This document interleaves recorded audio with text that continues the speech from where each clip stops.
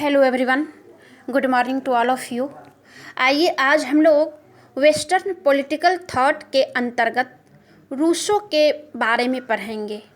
Western political thought यानी पश्चिमी राजनीतिक विचारक जो है, इनके अंतर्गत Machiavelli, Hobbes, Locke, Rousseau. Hobbes, Locke को मैं पढ़ा चुकी हूँ। अब जो है रूसो के बारे में आज हम लोग पढ़ेंगे, जानेंगे। रूसो के जीवन परिचय को जानेंगे और उनका जितना भी सिद्धांत है, सबसे जो प्रमुख है सामाजिक समझौते का सिद्धांत है, सामान्य इच्छा का सिद्धांत है और शिक्षा के दर्शन के ऊपर भी जो है रूसो ने बहुत कुछ कहा है, उसके बारे में भी जानेंगे। रूसो के अंतर्गत जितने भी क्वेश्चंस बनेगा उन सब के बारे में जो है हम लोग यहाँ पे पढ़ेंगे। तो सबसे पहले जो है आज हम लोग रूसो के जीवन परिचय को जानते हैं। तो रूसो का जो पूरा नाम है जीन जैक्स रूसो है और ये जो है रूसो एक प्रसिद्ध प्रकृतिवादी शिक्षा दार्शनिक थे। इनका जन्म 28 जून 1712 को स्विट्जरलैंड के एक जेनेवा नगर में एक सम्मानित परिवार में होता है और फिर इनके पिता एक फ्रांसीसी घारीसाज थे और रूसो के जन्म के कुछ ही दिन बाद जो है इनकी माता का देहांत हो जाता है। तो इनका जो लालन पालन है पिता और चाची भी करती है। कहा जाता है कि इनके पिता जो है थोड़ा सा जो है ज़्यादा जो है नाच गाना बजाना में ज़्यादा इंटरेस्टेड रहते थे और रूसो को भी रात भर जगा करके रूसो को भी जो है गाना उपन्यास सब के बारे में जो है पढ़ाते थे और बताते भी थे, क्योंकि बहुत मतलब कि वो घरीसाज उनको कहा जाता है। ये हुआ कि ये जो है ज़्यादा नाच गान जो है इस समय जो है बहुत ज़्यादा ये लिप्त रहते थे, गाना बजाना ये सब में बहुत ज़्यादा लिप्त रहते थे। और रूसो को भी जैसे ही इनकी माँ का देहांत हो जाता है तो इनको भी वही जो है सुनाते हैं, बताते हैं। रूसो जो है एक बुक में कहते हैं अपने बारे में कि हमें जो है मेरे पिताजी जो है रात भर जगा करके हमें उपन्यास के बारे में पढ़ाना, नाच गान मतलब कि जो है इन सब के बारे में जो है हमें रात भर बताना। तो मेरे ऊपर जो है उन सब का, इन सब बातों का जो है बहुत ज़्यादा प्रभाव पड़ता है, जिसकी वजह से रूसो जो है कम ही समय में बहुत ज़्यादा जो है वो उत्तेजित रहता है, उत्तेजना से जो है पूरा लबालब रहता है, जिसके कारण जो है वो अच्छा शिक्षा जो है अच्छी शिक्षा वो ग्रहण नहीं कर पाता है और फिर इसी लाइन में जो है उनको मन भी लगता है और इसी लाइन में जो है वो काम करना स्टार्ट कर जाता है। और कुछ दिनों के बाद जो है रूसो के पिता को जो है भागना पड़ता है अपना देश छोड़ करके।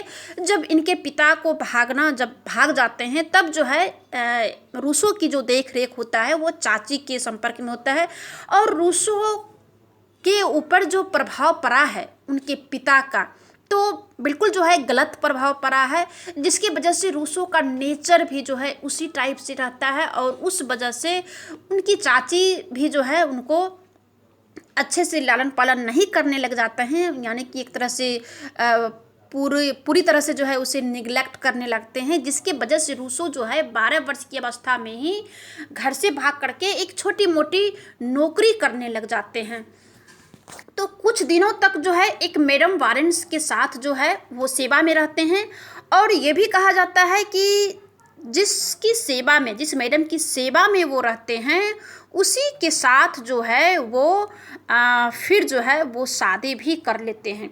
उसके बाद जो है रूसो का सर्वप्रथम जो प्रसिद्धि जो मिला है वो तब मिला है जब रूसो जो है बहुत जगह जो है नौकरी करते हैं और फिर उनका जो उनके ऊपर जो गलत इफ़ेक्ट है, उनके पिता का जो प्रभाव है, क्योंकि कहा जाता है कि जो बच्चा होता है और बच्चा का जो दिमाग होता है वो प्लेन कागज़ की तरह होता है और उस बच्चे के उस प्लेन कागज रूपी मस्तिष्क में जो बचपन में उसको सिखाया जाता है, जो पढ़ाया जाता है, जो वो सुनता है, वो जो है उसकी छाप जो है रह जाता है। और उस वजह से उसी छाप का जो है जीवन भर जो है उसे उस बात से वो प्रभावित रहता है। तो जाहिर है कि उनके पिता जो उन्हें शिक्षा दिया था वो अलग टाइप से उनका शिक्षा था कि उपन्यास पढ़ाना और फिर जो है नाच गाना बजाना और फिर महिलाएं के बारे में जो है कुछ बताना। तो इसी वजह से रूसो जीवन भर जो है बहुत दिनों तक जो है वो भटकते हैं। भटकते भटकते मतलब कि भटकने का कारण है कि वो कहीं पे जाते हैं, पढ़े लिखे तो उतना है नहीं, पढ़ने लिखने का तो उनको मौका ही नहीं मिला।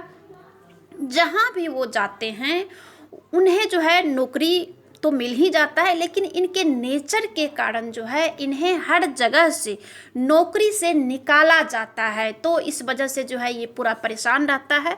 और जब ये एक दिन रास्ते से गुजर रहा होता है तो एक पेपर का जो है एक टुकड़ा मिलता है और उस टुकड़े में लिखा हुआ रहता है कि कहीं पे प्रतियोगिता होने वाला है।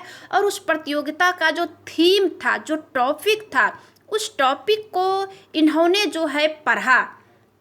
और फिर उस टॉपिक को पढ़ने के बाद जो है इनके मन में जो है बहुत ज़्यादा गहरा प्रभाव पड़ता है और उस प्रतियोगिता में इन्होंने जो है भाग लेने का पूरा मन बना लेता है। और वो टॉपिक क्या था? टॉपिक का नाम था और वो समय होता है 1750।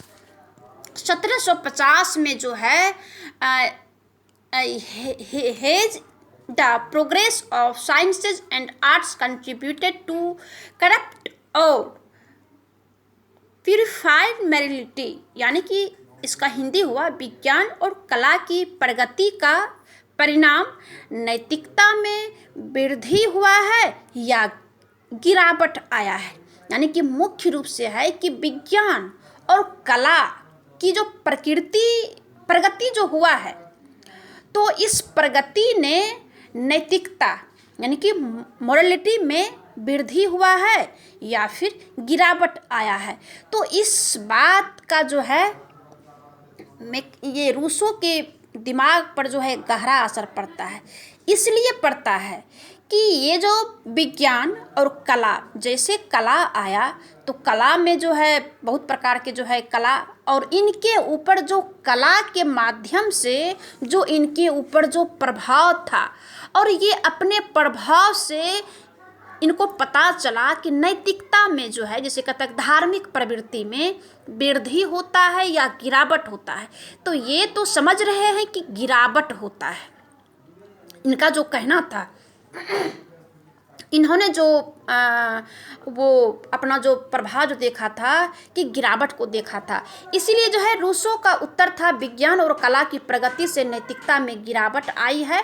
और इस निबंध के कारण जो है कल तक का भटकता इंसान ये जो है अपने ही बारे में बताते हैं कि कल तक का जो भटकता इंसान अनायास जो है प्रसिद्ध हो जाता है।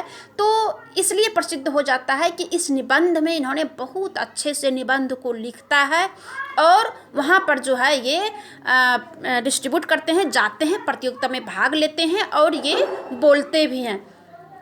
और ये जो बोले तो ये बहुत ज़्यादा जो है ये प्रसिद्ध हो जाते हैं, ये अनायास प्रसिद्ध हो जाते हैं क्योंकि इनका जो निबंध था बहुत ज़्यादा पॉपुलर हो गया।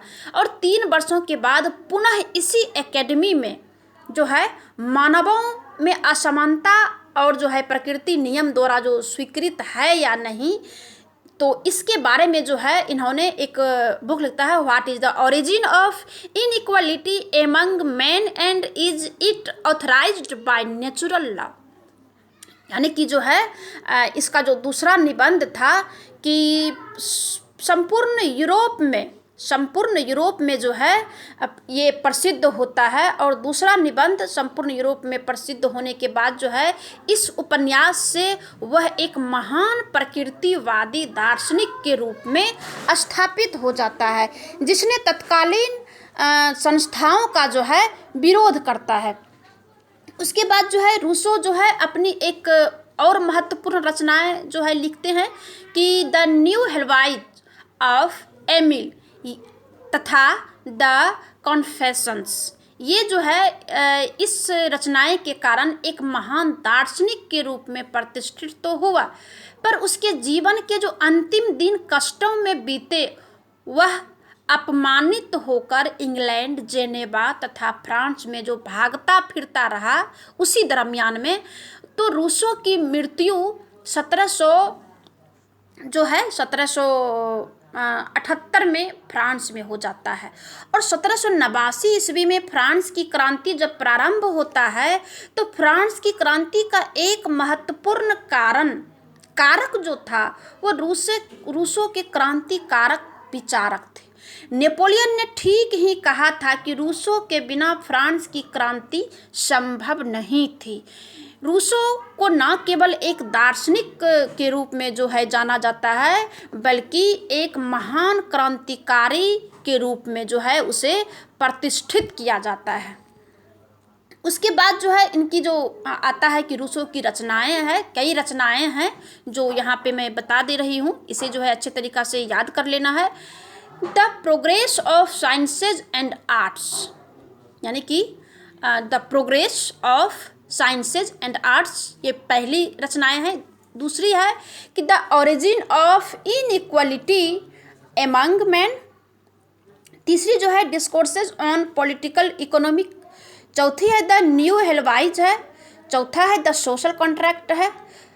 पाँचवा है द एमिल है, ये शिक्षा पर महत्वपूर्ण है। और सातवां जो है consideration on the government of Poland के बारे में है। और आठवां जो है द कॉन्फेशंस के बारे में जो है इन्होंने लिखा है। उसके बाद जो है रूसो जो है शिक्षा के ऊपर कुछ बातें कही है कि शिक्षा की दृष्टि से रूसो की जो प्रसिद्ध रचना एमिल है, ऊपर बता दिया कि द एमिल जो है ये शिक्षा के ऊपर है, जिसमें कि उसने एमिल नाम की एक काल्पनिक बालक को शिक्षा देने की प्रक्रिया के बारे में जो है उन्होंने वर्णन किया है। और रूसो का जो शिक्षा संबंधी विचार एमिल तक ही सीमित नहीं रहा है, पर रूसो का मूल्यांकन एमिल के आधार पर ही जो है होता है। शिक्षा की दृष्टि से द न्यू हेलवाइज 1761 में जो है इन्होंने लिखते हैं, ये जो है बहुत ही महत्वपूर्ण है। और इसमें उन्होंने गृह शिक्षा का जो है वर्णन करते हैं और रूसो शिशु के प्रति माता का क्या दायित्व होना चाहिए, माता का क्या कर्तव्य है, इसका वर्णन करते हुए इन्होंने प्रारंभिक काल में सबसे अधिक महत्वपूर्ण अध्यापक नाम दिया है माता के बारे में, क्योंकि इन्होंने महसूस किया कि अगर मुझे माँ होती तो मेरी जो लालन पालन और मेरा जो संस्कार कुछ और ही होता। क्योंकि इनको जो है जब 12 साल के अवस्था में ही इनको घर छोड़ के भागना पड़ता है और फिर नौकरी के लिए जो है हर जगह भटकना पड़ता है, और नौकरी मिल भी जाता है तो इनका जो माइंड में जो पिता का जो प्रभाव था, इसके मस्तिष्क के ऊपर जो पिता का प्रभाव था, तो पिता के प्रभाव से इन्हें जो है हर जगह जो है निकाल दिया जाता है। अब जो है हम जानेंगे कि रूसो का सामाजिक समझौते का सिद्धांत जानेंगे और उसके बाद सामान्य इच्छा का सिद्धांत जानेंगे, क्योंकि रूसो का सबसे महत्वपूर्ण सोशल कॉन्ट्रैक्ट है और जनरल बिल के बारे में जो है कहा जाता है। उसके बाद जो है जानेंगे कि रूसो के सामाजिक समझौते का सिद्धांत क्या है, क्या सिद्धांत जो है इन्होंने दिया है।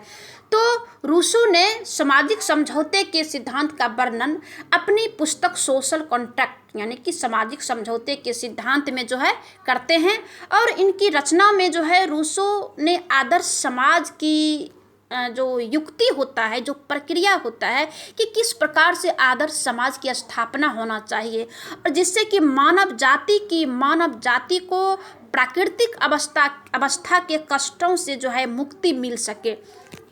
प्राकृतिक अवस्था में आखिर था क्या, इसके बारे में भी जो है मैं अलग से क्वेश्चन के रूप में बताऊंगी।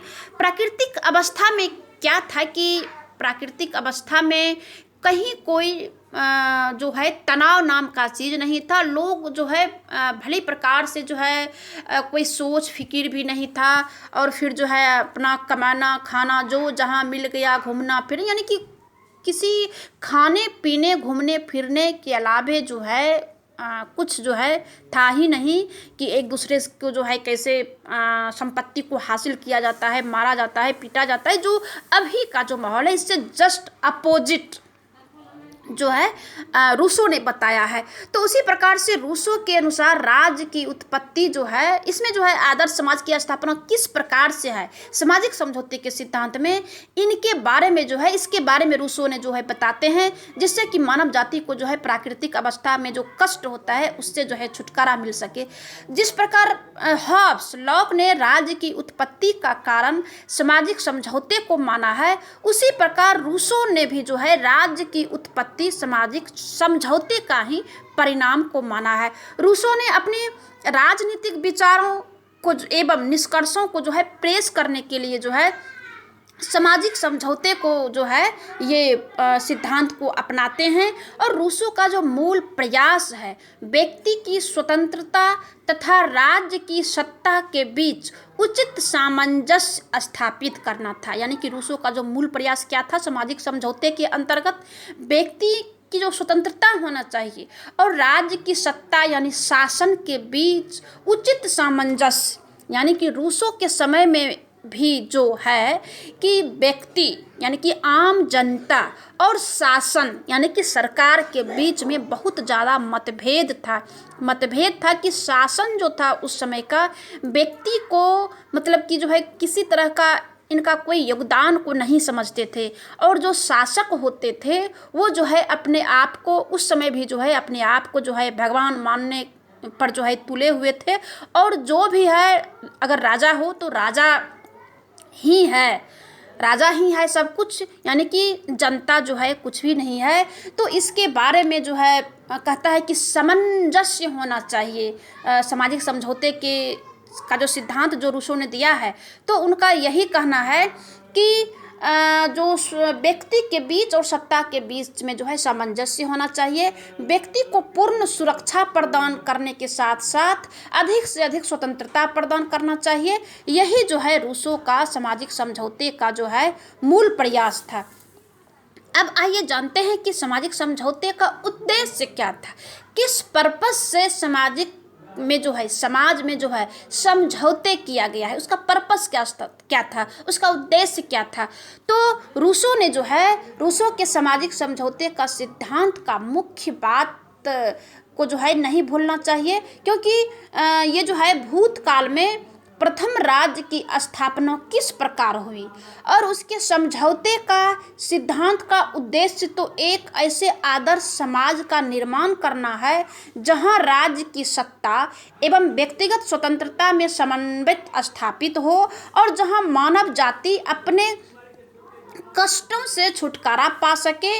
उसके समक्ष समस्या इस प्रकार के जो है समुदाय के निर्माण करना है जो अपनी सामूहिक शक्ति से प्रत्येक सदस्य के जीवन और धन की रक्षा हो सके, जिसमें प्रत्येक व्यक्ति एक दूसरे के साथ मिलकर के जो है काम कर सके, जिसमें प्रत्येक व्यक्ति दूसरे के साथ मिलकर बढ़ते हुए केवल अपने आदेश का पालन कर सके, पहले की तरह स्वतंत्र भी रहे।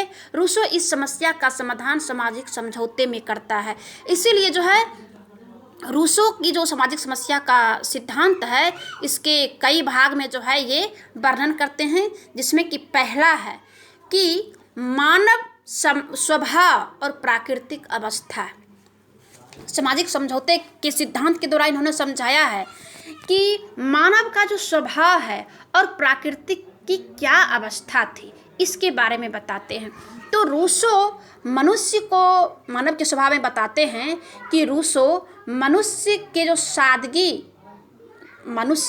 को जो है उन्होंने सादगी भी बताते हैं और दुर्गुणों को भी बताते हैं कि एक मनुष्य में सादगी भी है और दुर्गुण भी है, और दोनों का जो है ये मिश्रण को बताते हैं। रूसो की दृष्टि में मनुष्य शांति प्रिय दयावान प्राणी भी है और सामाजिक प्राणी होने के नाते प्रत्येक व्यक्ति में आत्मरक्षा व सहानुभूति की दो प्रवृत्तियां अवश्य पाई जाती है। प्राकृतिक अवस्था में बुद्धि के स्थान पर भावनाओं का ज़्यादा महत्व है। उसे इस अवस्था में निजी संपत्ति और नैतिकता का भी जो है ज्ञान नहीं होता था।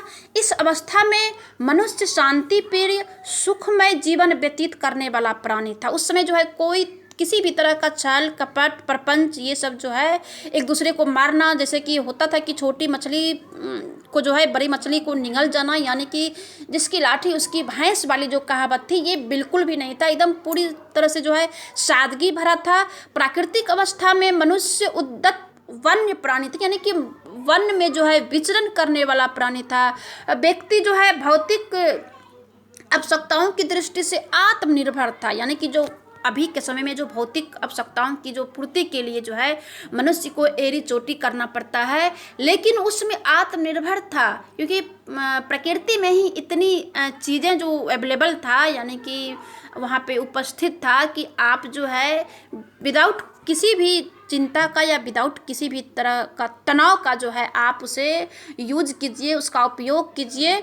और उनका जीवन जो है चिंता रहित था। वह अपना जीवन प्रकृति के अनुरूप व्यतीत करता था। उसमें नीच ऊंच का जो है कोई भेदभाव नहीं था।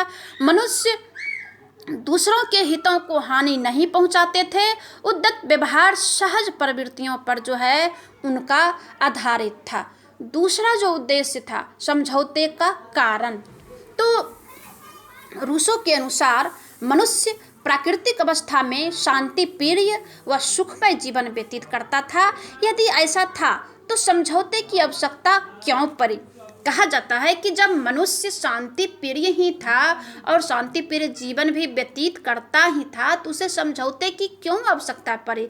तो प्रत्येक समझौतावादी विचारक ने इसके लिए अलग अलग कारण बताए हैं। उसी में से रूसो का भी कहना है कि संपत्ति के उदय से प्राकृतिक अवस्था की जो सुख शांति जो थी वो समाप्त हो गई। जैसे ही मेरा तेरा का जो सवाल आया उसी समय प्राकृतिक अवस्था में जो सुख शांति तनाव रहित जो रहते थे ये सब समाप्त हो जाती है। समाज में आर्थिक असमानता में वृद्धि होने लगती है। कला और विज्ञान, निजी संपत्ति, श्रम विभाजन, जनसंख्या में वृद्धि होती है और वृद्धि से सभ्य समाज की स्थापना होती है, जिससे मनुष्यों की प्राकृतिक समानता व स्वतंत्रता जो है लुप्त हो जाती है, जिसके कारण मनुष्यों को समाज में समझौता करना पड़ता है। आर्थिक प्रतिस्पर्धा के कारण मनुष्यों में ईर्ष्या द्वेष के संबंध स्थापित हो जाते हैं। जैसे ही आर्थिक प्रतिस्पर्धा यानी कि आर्थिक रूप से जो है सारे लोग जो है संपत्ति को जमा करने लग जाते हैं, इससे जो है प्राकृतिक अवस्था जो है धीरे धीरे कष्टकारी हो जाते हैं। इसीलिए जो है रूसो कहते हैं कि समस्या एक ऐसा संगठन बनाने की है जो पूर्ण सम्मिलित शक्ति से व्यक्ति और उसके साथियों के हितों की रक्षा करे तथा जिसमें हर व्यक्ति सभी के साथ संगठित होकर के जो है अपनी ही आज्ञा माने तथा पहले के जो समान स्वतंत्रता हो उसे जो है प्राकृतिक अवस्था के कष्टमय बन जाने पर मनुष्यों ने एक नए आदर्श समाज की स्थापना के लिए जो है समझौता करते हैं। इसकी जो तीसरी जो है उद्देश्य कि सामाजिक समझौते की विधि के बारे में बताते हैं कि समाज में जो समझौता हुआ किस विधि से हुआ। तो रूसो के सामाजिक समझौते में प्रत्येक व्यक्ति एक ओर अपनी व्यक्तिक स्थिति में होता है और दूसरी ओर वह स्वयं अपनी नियमित स्थिति में होता है, अर्थात समझौते के दो पक्ष होते हैं, एक ओर व्यक्ति के और एक ओर पूरा समुदाय। एक ओर व्यक्ति रहते हैं और दूसरी ओर पूरा समुदाय रहते हैं। रूसो जो है अपने शब्दों में कहा है कि हम में से प्रत्येक व्यक्ति दूसरों के साथ अपने व्यक्तित्व और अपनी संपूर्ण शक्ति को सामान्य इच्छा के सर्वोच्च निर्देशन में जो है छोड़ देते हैं। अपनी नियमित स्थिति में हम प्रत्येक सदस्य से उस पूर्ण सत्ता के अविभाज्य अंश के रूप में जो है मिलता है। इस प्रकार रूसो के अनुसार मनुष्यों ने सामाजिक प्राकृतिक दशा को छोड़कर एक सामाजिक अनुबंध द्वारा सभ्य समाज का जो है निर्माण करना चाहता है और निर्माण किया है। और यह समझौता दो पक्ष में होता है, एक व्यक्ति जीवन और सामूहिक जीवन। एक व्यक्तिगत जीवन होता है, दूसरा सामूहिक जीवन होता है। सामाजिक समझौते द्वारा प्रत्येक व्यक्ति जो है अपने अपने प्राकृतिक अधिकार अपने सार्वभौम को सौंप देते हैं। रूसो ने समझौते को अस्थायी व प्रभावशाली बनाने के लिए लिखा है कि सामाजिक समझौते को प्रभावित बनाने से रोकने के लिए इसमें एक स्पष्ट शर्त जो है रखी जाती है, जो कोई भी लोक मत जो है अवज्ञा करेगा यानी कि इसकी उल्लंघन करेगा, उसे सभी नागरिकों और समाज द्वारा आज्ञा मानने वाले जो है बाध्य किया जाएगा। यानी कि जो नहीं मानेगा तो उसे जो है सभी के द्वारा, समुदाय के द्वारा यानी समाज के द्वारा जो है उसे मानवाने के लिए जो है उसे बाध्य किया जाएगा। यानी कि इसका जो अर्थ हुआ कि व्यक्ति को समझौता छोड़ने की स्वतंत्रता नहीं है। प्रत्येक व्यक्ति समान इच्छा से बंधा हुआ होती है। इसमें वह समाज को कुछ देता है, जितना उतना ही लेता भी है। जितना समाज जो है कुछ देता है तो उतना लेता भी है। जो कुछ उसके पास है उसको सुरक्षित करने के लिए पर्याप्त शक्ति भी जो है वह जो है प्राप्त करता है। अब जो है रूसो ने आगे और लिखा है कि प्रत्येक व्यक्ति अपने सभी को जो है समर्पित करते हुए किसी को भी व्यक्तिगत रूप में समर्पित नहीं करता है। और इस तरह कोई भी ऐसा सदस्य नहीं होता है जो दूसरों पर उन्हीं अधिकारों को प्राप्त नहीं करता है जो वह अपने ऊपर दूसरों को देता है। तो जो कुछ वह गमाता है उसी के बराबर वह प्राप्त भी कर लेता है और अपनी वस्तुओं की सुरक्षा में वृद्धि भी करता है। इस समझौते द्वारा पृथक व्यक्तियों के स्थान पर एक नैतिक सामूहिक निकाय का जन्म होता है। यानी एक सामाजिक समझौते में जो भी बातें होती है उसे निकाय कहा जाता है, क्योंकि ये सामूहिक निकाय हुआ, एक लोगों का नहीं हुआ, एक व्यक्ति का नहीं हुआ, बल्कि एक सामूहिक का हुआ। तो सामूहिक निकाय का जन्म होता है जिसका अपना जीवन होता है, अपना अस्तित्व होता है, अपनी इच्छाएं भी होती है और अपनी सत्ता और एकता भी होती है। यदि यह निकाय जो है निष्क्रिय रहता है तो राज्य जो है यदि सक्रिय तो संप्रभु कहलाता है। तो प्रत्येक सदस्य जो है अपने समस्त अधिकार और शक्ति जो है वो समाज को देता है। अब जो है जानेंगे कि ये जो समझौता हुआ, तीन तरह का जो समझौता हुआ, तो इसका समाज पर या व्यक्ति पर क्या प्रभाव पड़ा।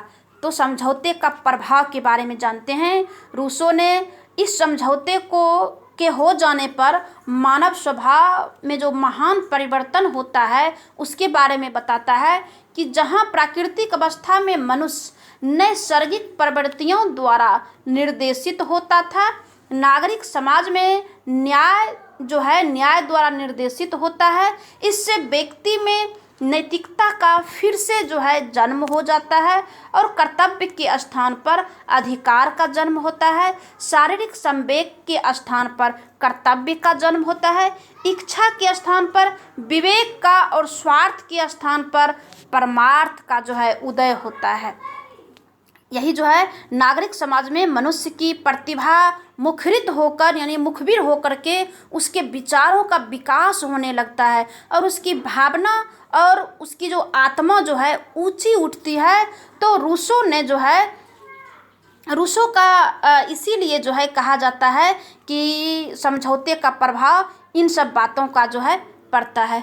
अब आइए हम जानते हैं कि समझौते की विशेषता क्या रही है। क्या विशेषता रही है समझौते में, जो इसे जो है सामाजिक समझौते में जो है इतना चर्चित हुआ।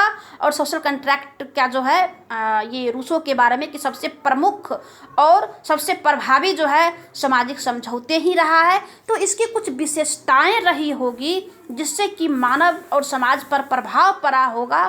तो उसकी कुछ विशेषता है, आइए जानते हैं। जैसे नंबर 1 है कि यह समझौता एक बार ही हुआ है, क्योंकि एक बार जो नियम कानून बन गया और उस नियम कानून में जो समाज जो बंध गए तो उसी अनुसार से चलता है। दूसरी जो विशेषता है कि यह समझौता व्यक्ति द्वारा अपनी स्वतंत्रता को सुरक्षित करने तथा अराजकता का अंत करने के लिए जो है किया जाता है। प्राकृतिक दशा में सभी व्यक्ति ग्राम सुषमा के आनंद का जीवन व्यतीत करते हैं, यानी कि गांव के माहौल में जो है जो शांति होता है वहाँ जो है ये व्यक्ति जीवन जो है व्यतीत करता है। प्राकृतिक अवस्था में आधारभूत परिवर्तनों जैसे कि कला हो गया, विज्ञान हो गया, निजी संपत्ति, श्रम विभाजन आदि के कारण मनुष्य जो संघर्षरत रहने से दुखी होकर अराजकता और अशांति के वातावरण में जो रहते थे उसे जो है इस समझौते के कारण जो है समाप्त किया जाता है। तीसरी जो है कि इस समझौते द्वारा प्रत्येक व्यक्ति अपने अपने प्राकृतिक अधिकार, अपने सामूहिक अस्तित्व को समर्पित कर देता है, अर्थात व्यक्ति स्वयं समझौते का भागी हो जाता है, क्योंकि उस समझौते में व्यक्ति ही तो है जो कि समझौते का भागी होता है। इसकी स्थापना के बाद व्यक्ति इससे अलग नहीं हो सकता है। जैसे कि अपना देश है, राज्यों का संघ कहा जाता है। भारत में जितने भी स्टेट है, जितने भी राज्य है, तो कोई भी राज्य भारत से यानी कि देश से अलग नहीं हो सकता है, क्योंकि उस अनुसार से संविधान बना है, संविधान में नियम है, संविधान में कानून है, तो इसी वजह से जो है वो अलग नहीं हो सकता है। चौथी जो इसकी विशेषता है कि समझौते के परिणाम स्वरूप उत्पन्न समाज स्वतंत्रता विरोधी नहीं है।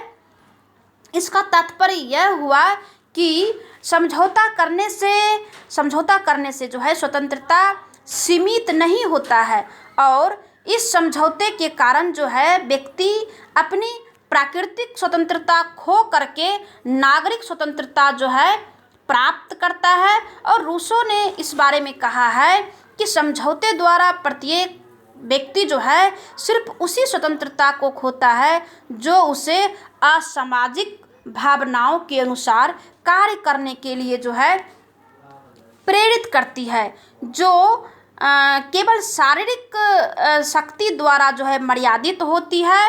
और रूसो इसे नैतिक स्वतंत्रता का जो है नाम देते हैं।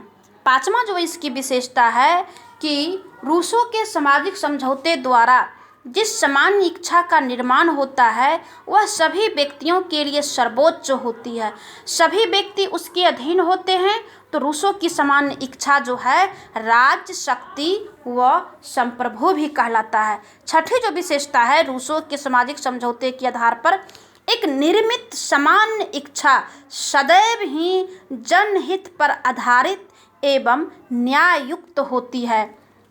यानी कि इनका कहना है कि रूसो द्वारा जो समझौता होता है, तो रूसो इस बारे में कहते हैं कि एक जो व्यक्ति जो निर्माण किया है अपनी इच्छा के लिए जो है, ये जो सामाजिक समझौते में जो भी नियम कानून बना है ये हमेशा व्यक्ति के इच्छा पर है और हमेशा जो है जनहित पर आधारित है और न्याययुक्त भी है। और फिर सातवां जो विशेषता है रूसो ने कहा है कि समझौते में प्रत्येक व्यक्ति एक ओर तो व्यक्तिक स्थिति में और दूसरी ओर वह स्वयं अपनी नियमित स्थिति में जो है रहते हैं, अर्थात सामाजिक समझौते के अंतर्गत प्रत्येक व्यक्ति दो पक्ष होता है, एक व्यक्तिगत होता है और दूसरा सामूहिक पक्ष होता है। तो प्रत्येक व्यक्ति प्रभुसत्ता का सहभागी बना रहता है, और क्योंकि प्रत्येक व्यक्ति अपने अधिकारों का समर्पण भी तो किया है। समर्पण जो है किसी व्यक्ति विशेष के प्रति नहीं है, यह संपूर्ण समाज के प्रति है। इसीलिए यह सिद्धांत व्यक्ति के प्राकृतिक अधिकारों का रक्षक कहा जाता है, विनाशक नहीं कहा जाता है। जैसे कि अभी जो भी नियम कानून जो है बना है, जो भी नियम कानून हमारे देश में है वो सारे लोगों के लिए होता है, कोई एक व्यक्ति विशेष के लिए नहीं होता है। ऐसा नहीं है कि गरीबों के लिए अलग कानून है और फिर नेताओं के लिए अलग है या राजा महाराजा के लिए अलग है, वही जो है यहाँ पर भी कहा जाता है। इसकी जो 8वां जो विशेषता है, रूसो के सामाजिक समझौते द्वारा प्रत्येक व्यक्ति अपने समस्त अधिकारों व शक्तियों को संपूर्ण समाज को सौंपता है। इसीलिए कोई भी व्यक्ति इसे इतना कठोर नहीं बनाना चाहेगा कि व्यक्ति का दमन हो और स्वतंत्रता का नष्ट हो जाए। अतः यह समझौता दमनकारी और स्वतंत्रता विरोधी जो है नहीं है।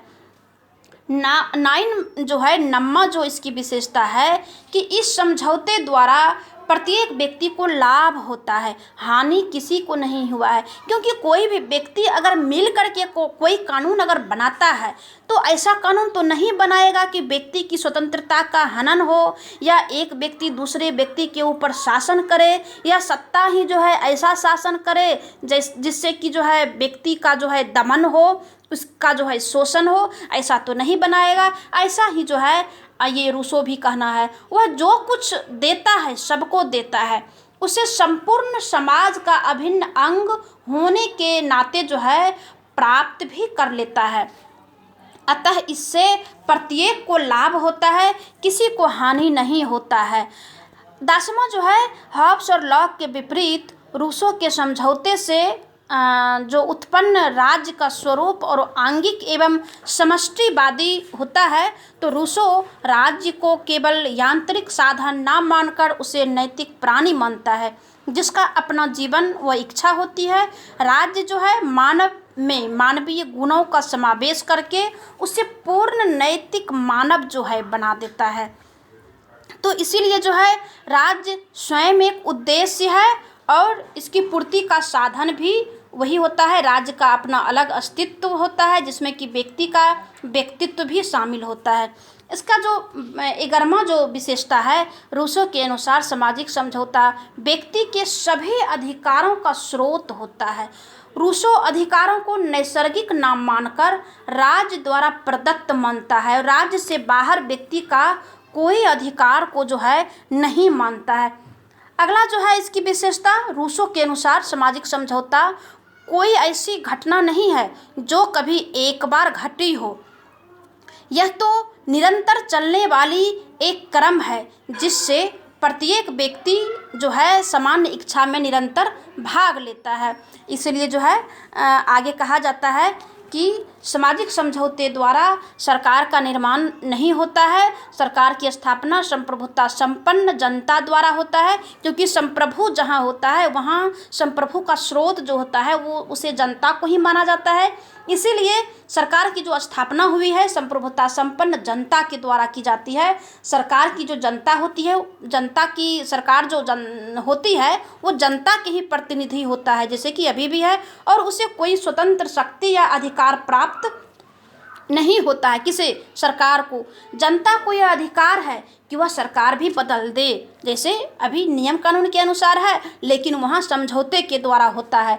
तो रूसो के अनुसार समझौते में प्रत्येक व्यक्ति की जो है लाभ होता है, इसमें किसी को कोई हानि जो है नहीं होता है, और जो अधिकार वह देता है तो वही दूसरे के ऊपर जो है प्राप्त भी करता है। तो रूसो के अनुसार जो है कहा जाता है कि प्रत्येक व्यक्ति अपने सबके हाथ जो है समर्पित करते हुए अपने आप को किसी के हाथ में समर्पित नहीं करता है। रूसो के अनुसार समझौता निष्क्रिय प्रजा और सक्रिय संप्रभु दोनों के बीच होता है। मनुष्य अपनी शक्तियों संपूर्ण समाज को समर्पित करता है और उसकी क्रियाओं पर जो है समाज के समस्त सदस्यों का समान अधिकार होता है। प्रत्येक व्यक्ति की केवल अपनी ही उतना ही स्वतंत्रता रहता है जितना कि पहले था, वरना क्या होगा कि सामूहिक परिस्थितियां के अंतर्गत वह पहले से अधिक स्वतंत्र हो जाता है और संविदा के फलस्वरूप उत्पन्न समाज का रूप जो है साबियबी हो जाता है। तो इसीलिए जो है ये समझौते का कारण होता है। इसके बाद जो है मैं सामाजिक समझौते का जो सिद्धांत हुआ, विशेषता हुआ, तो रूसो के जो सामाजिक समझौता का जो सिद्धांत दिया है और इस सिद्धांत के अंतर्गत जो भी बातें इन्होंने कही है तो इनकी जो है आलोचना भी होती है। आलोचकों ने जो है इसकी आलोचना भी किए हैं। तो इस आलोचना को और फिर इसके महत्व को अगले वीडियो में जो है मैं बताऊंगी, और तब तक के लिए